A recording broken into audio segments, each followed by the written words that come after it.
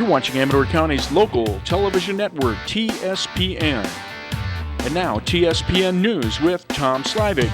Comprehensive news because in today's world, you need more than just sound bites. TSPN, streaming on the World Wide Web, and now on demand at TSPNTV.com.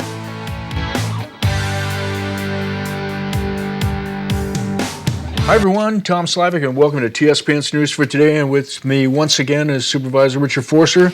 Hi, Tom. Good to see you again, Richard. How are you today? Fine. So we're going to be going over the supervisor's agenda for tomorrow.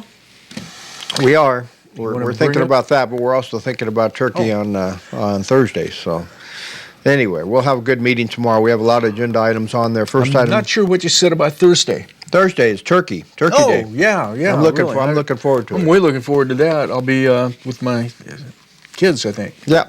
First item up is this.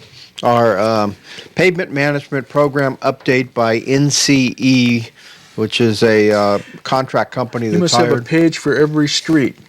Well, just about, and it goes by each page, each street or each road, road by road. It segregates them into the, even on roads like Kern Road out in Comanche, it'll segregate them into portions of the roadway so that you can tell which portions are 50 and which portions are 70 rating. As you go by rating, this is pretty astounding to look at this. I mean, it's no wonder that they rate us as having, the state has rated us as having the worst roads in the state. Sure, we have some that are 74, 78. Oh, there's a 91. But then we have a 26, we have a 7, we have a 22, a 49, a 52. Those roads are not in real good shape. And they're already falling apart, they're already deteriorating. Problem is, we've just been trying to Band-Aid those roads and hold them together. And you can't really do that and keep them long-term. At some point, you have to go in and do major rehabilitation. Okay, so are these roads that the county needs to maintain? These are our 410 miles of roadway in the county. Okay. That is our responsibility to maintain. So we'll get a report from NCE. Problem is there's just not a lot of money coming from the state. That's why we took some of that one-time money and put $500,000 into road maintenance. It's just a drop in the bucket of what we need. I think the overall rating was something like $39 billion in road improvements are needed in the state of California. So will you be discussing some remedy to get more money? Or? We'll be discussing that, and we'll be discussing prioritizing, because you have to prioritize those roadways. You know, some are in bad shape, but they're not heavily traveled. So those really probably aren't going to rise to the top of the list. A road that I saw, like Willow Creek Road, on the northern end of Willow Creek Road, is one that probably needs pretty good maintenance because it gets a lot of travel. So this might be one of the reasons why the Highway 88 project was trimmed back so that all of the monies wasn't used for just that project. Well, remember, Highway 88 is a state highway, though, too. Okay, all right. So it's a different, you're talking totally about different apples and oranges when you're talking about that. So. Well, good. Then people will know that just like I found out. Yep. Okay, City of Plymouth, they have a request to somewhere in the neighborhood of about $300,000 to do some work on the Arroyo Ditch. And what happened here is during the sand fire, this was a year ago in July, during the sand fire, they had a lot of damage to the ditch, the Arroyo Ditch, and to the any structures that were in place, any wood structures to help the flow occur. So what they're asking for is what they've done an estimate, and the estimate was $2.2 million, and then they had the state come in, OES came in and sent their representatives. Their estimate only came back to $911,000. And the reason why it was so much less is because City of Plymouth's estimate was going to move a lot of trees away from the ditch to prevent further damage in the future. OES did not allow that in their estimates, so it's significantly less. Still, the state OES has denied, Cal OES has denied Plymouth as a disadvantaged community the waiver of the 25% matching requirement. Initially, they were told they would get a waiver of that 25%. Now they're saying 25% applies, so they have to find it someplace. Well, City of Plymouth doesn't have it, so they want to access the water supply fund and use anywhere from, in the least case scenarios, $227,000.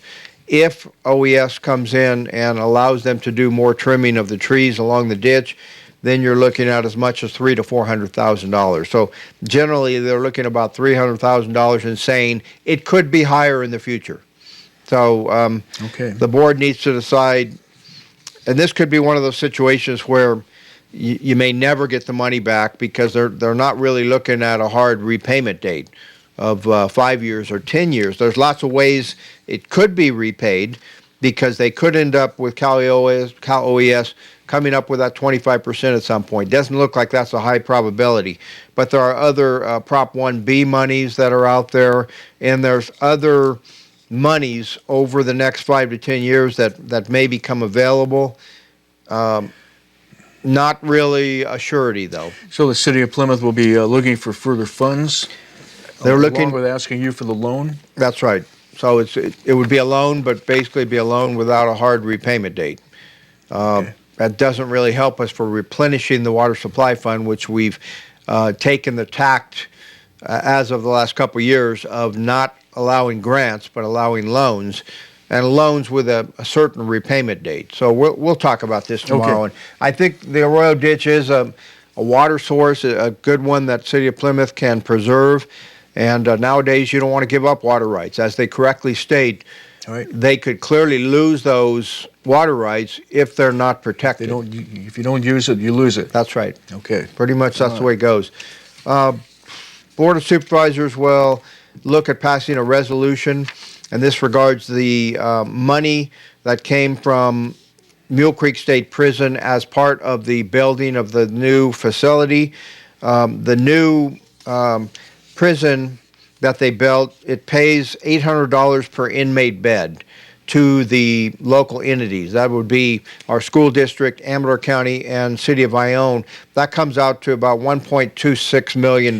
So that is a one-time payment? One-time payment for impacts. There are ongoing payments for impacts like DA and things like that, but this is something that the state came up with to try and appease the locals. So $1.267 million. Out of that, $633,600 goes to the school district. So that same amount is left to split between City of Ione and Amador County.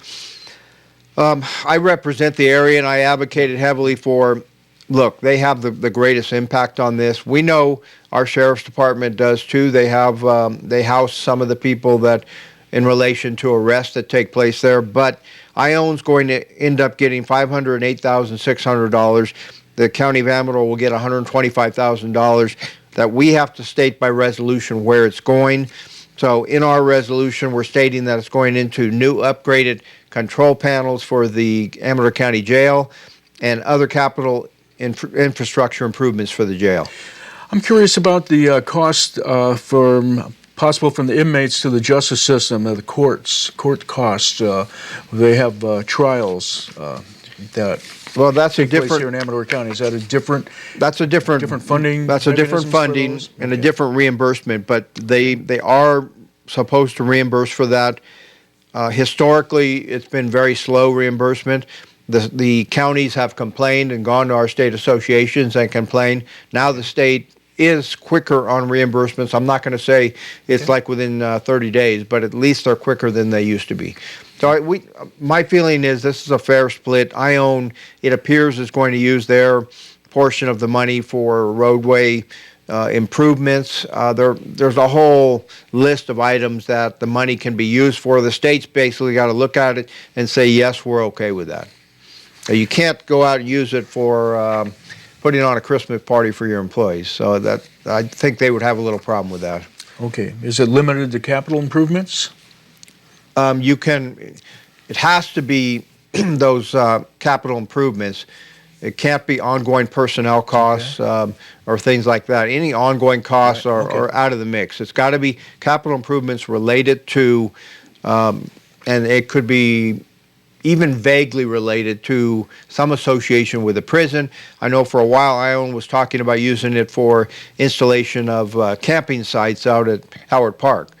That one was a bit of a stretch, I think, with the state. So they moved away from that. Maybe sometimes when they visit, they need to camp. Well, I think if they really pushed it, they probably could have got it done. But you know, it's really loose wording, so you can do what you want. Hazard mitigation grants. Okay, we have 1 minute before we go to break. Okay, this is a small item, but a big item. The Calaveras Amador Volunteer Forestry Team is coming in and wanting to do some rehabilitation work to the areas in Amador and Calaveras that burned. They're applying for grants with FEMA and California OES hazard mitigation. It looks like there's a good chance they've been told of getting those grants. The people on this are John and Ann Heisenbuttel, Pat McGreevy, John Hoffman, Jan Bray, Paul Mabin, and Thomas Lowry. Most of these people are registered foresters that have been working for many years in the forestry industry, and their credentials are impeccable. So these are the kind of people we want, locals with putting their boots on the ground and getting the rehabilitation work done. Okay, maybe you can go into a little bit of what the rehabilitation is, and if you want to use 20 seconds for that, you can, and we'll talk more about it when we come back. Specifically, what they want to do is things like mulching with straw and or wood material, installation of water bars and or rolling dips, seeding, contour falling of dead trees, and hydro mulching and hydro seeding. You got that in. We're going to go to a break and we'll be back. Thank you.